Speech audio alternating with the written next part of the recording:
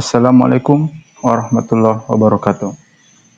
Sebelum memulai pembelajaran kita pada hari ini, ada baiknya kita berdoa dulu. Bismillahirrahmanirrahim. Rabbi sidini ilman warzuqni fahman. Amin. Sebelum memulai pelajaran, saya berharap agar anak-anakku sekalian senantiasa diberikan kesehatan dalam mengikuti proses pembelajaran kita kali ini. Selanjutnya, marilah kita panjatkan puji syukur atas kehadirat Allah Subhanahu wa taala, karena berkat rahmat dan hidayahnya lah sehingga kita bisa memiliki kesempatan dalam mengikuti setiap kegiatan kita pada setiap harinya. Tak lupa pula kita kirimkan salawat dan taslim kepada junjungan kita baginda Nabiullah Muhammad SAW. Semoga kita senantiasa mendapatkan syafaatnya kelak di hari kemudian. Sebelum memulai pembelajaran, saya ingin agar kalian semua fokus dalam menyaksikan materi yang akan Bapak sampaikan. Nah, pada kesempatan kali ini, kita akan membahas tentang membiasakan akhlak terpuji, yakni ikhtiar dan tawakal. Nah, yang pertama, kita akan membahas tentang ikhtiar.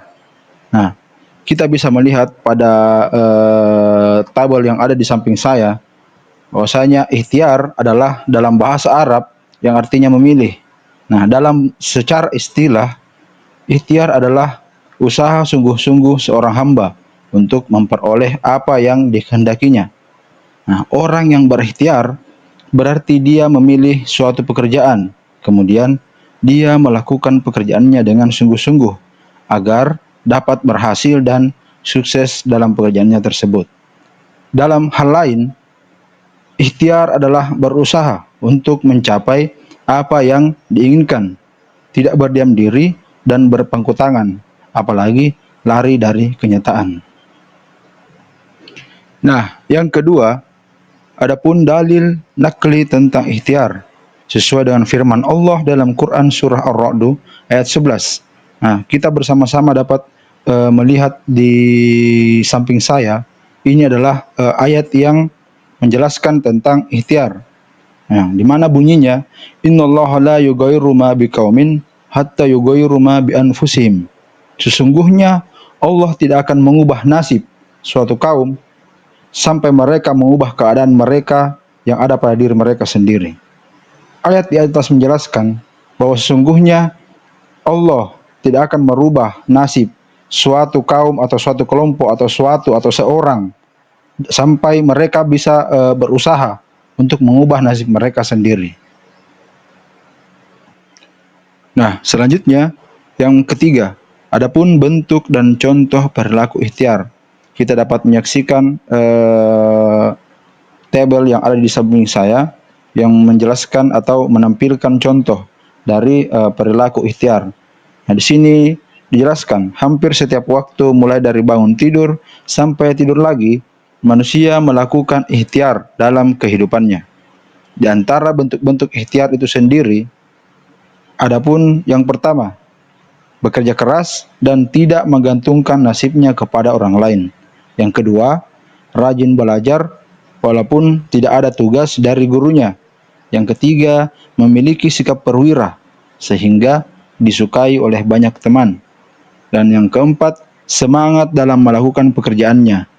Dan yang terakhir, tidak pernah putus asa dalam menghadapi kesulitan. Di sini, sebagai seorang muslim, kita diwajibkan untuk senantiasa berikhtiar sekuat tenaga dan sekuat kemampuan kita. Setelah kita berikhtiar, maka kita harus menyerahkan hasil dari segala usaha kita kepada Allah Subhanahu wa taala. Nah, selanjutnya contoh-contoh ikhtiar yang kita dapat temukan dalam kehidupan sehari-hari. Yang pertama, giat dan bersemangat dalam berusaha. Yang kedua, tekun dalam melaksanakan tugas yang diamanahkan terhadapnya. Yang ketiga, pandai memanfaatkan waktu senggangnya untuk mengerjakan hal-hal yang positif. Yang keempat, tidak mudah putus asa apabila menghadapi kesulitan. Yang kelima, jeli dalam melihat peluang.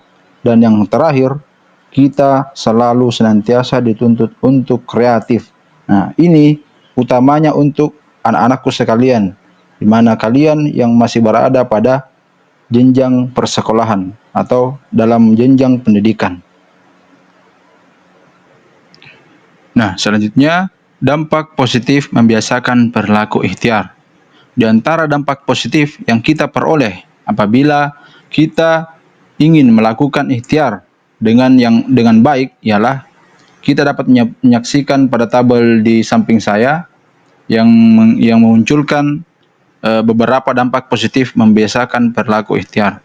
Yang pertama, menghilangkan rasa malas, murung, dan keluh kesah. Yang kedua, menumbuhkan harapan baru dalam hidup. Karena setiap dari satu usaha dapat menumbuhkan sejuta harapan. Dan dengan banyak berusaha, maka akan semakin banyak harapan. Nah, yang ketiga, adanya kepuasan batin. Yang keempat, terhormat dalam pandangan Allah Subhanahu wa taala dan sesama manusia. Yang kelima, menumbuhkan dan meningkatkan keimanan. Dan yang keenam, menumbuhkan rasa percaya diri dengan apa yang telah diberikan Allah Subhanahu wa taala kepada diri kita. Dan yang terakhir, memiliki keyakinan bahwa Allah pasti akan menolong hambanya yang mau berusaha. Selanjutnya, kita akan membahas tentang tawakal. Yang pertama ialah pengertian tawakal. Tawakal berasal dari bahasa Arab yang berbunyi wakala, yang berarti menyerahkan, mempercayakan, dan mewakilkan urusan kita kepada orang lain, sesuai dengan tabel yang ada di samping saya. Dalam kaitan ini, penyerahan tersebut adalah kepada Allah Subhanahu wa taala.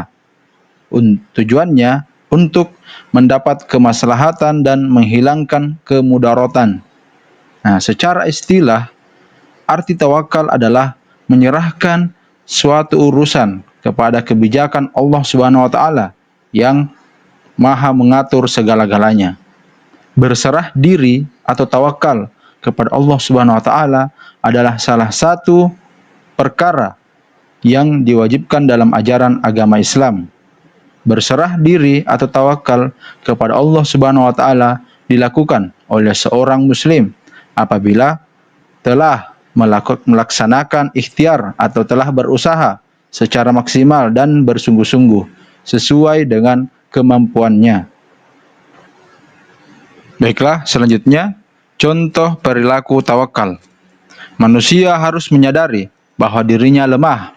Hal ini terbukti bahwa banyak orang yang mengalami kegagalan dan tidak berhasil dalam memenuhi harapannya. Keberhasilan usaha seseorang terletak pada kuasa dan kehendak Allah Subhanahu wa taala. Oleh sebab itu, manusia harus sadar bahwa ia harus bertawakal kepada Allah setelah ia berusaha dengan semaksimal mungkin. Orang bertawakal berarti menunggu keberhasilan apa yang diusahakannya. Oleh sebab itu, di saat tawakal hendaknya meningkatkan intensitas doanya kepada Allah Subhanahu wa taala agar apa yang diinginkan akan berhasil dengan baik. Nah, adapun contoh tentang perilaku tawakal ada di samping saya. Salah satu bentuk perilaku tawakal yang dicontohkan oleh baginda Rasulullah Muhammad SAW ditunjukkan dalam kisah berikut, di mana seorang sahabat Rasulullah yang meninggalkan untanya tanpa diikat pada sesuatu seperti pohon, tonggak, maupun yang lainnya, lalu ditinggalkan. Kemudian beliau Shallallahu Alaihi Wasallam bertanya, "Mengapa tidak kamu ikatkan?" Kemudian ia menjawab, "Saya sudah bertawakal kepada Allah." Lalu Rasulullah Shallallahu Alaihi Wasallam membalasnya, tidak dapat menyetujui cara berpikir orang itu. Lalu bersabdalah, "Ikatlah dulu, lalu bertawakallah." Nah, itu adalah salah satu contoh tawakal yang ditunjukkan kepada Rasulullah Muhammad Sallallahu Alaihi Wasallam. Selanjutnya, dampak positif dalam membiasakan perilaku tawakal. Upaya yang bisa dilakukan dalam membiasakan perilaku tawakal adalah membiasakan mengawali dan mengakhiri setiap aktivitas dengan berdoa kepada Allah Subhanahu wa taala. Berusaha dengan penuh totalitas, kemudian menyerahkan hasilnya kepada keputusan Allah Subhanahu wa taala. Adapun dampak positif yang dapat kita peroleh apabila kita mau membiasakan perilaku tawakal kepada Allah Subhanahu wa taala adalah seperti yang muncul di samping saya. Yang pertama, meningkatkan keyakinan dan keimanan kepada Allah Subhanahu wa taala. Yang kedua, memperoleh ketenangan dan ketenteraman jiwa. Yang ketiga, mengurangi beban pikiran karena yakin manusia hanya berusaha dan Allah Subhanahu wa taala lah yang penentunya. Dan yang keempat, mengurangi kejahatan dan tindak kriminal. Yang kelima, memperoleh keteguhan hati. Dan yang terakhir, menyadarkan bahwa dirinya lemah dan mengakui kebesaran Allah Subhanahu wa taala. Nah, adapun pembahasan terakhir yakni hubungan perilaku ikhtiar dengan tawakal. Ikhtiar dan tawakal merupakan dua hal yang saling berkaitan dalam ajaran Islam. Keduanya tidak boleh dipisahkan. Seorang muslim harus melakukan usaha atau ikhtiar terlebih dahulu, kemudian menyerahkan hasilnya kepada Allah Subhanahu wa taala atau bertawakal. Nah, itu juga tadi merupakan kesimpulan dari materi kita pada hari ini. Mungkin sekian yang sempat saya sampaikan. Lebih dan kurangnya mohon dimaafkan. Wallahul muwaffiq ila aqwamit thoriq. Wassalamualaikum warahmatullahi wabarakatuh.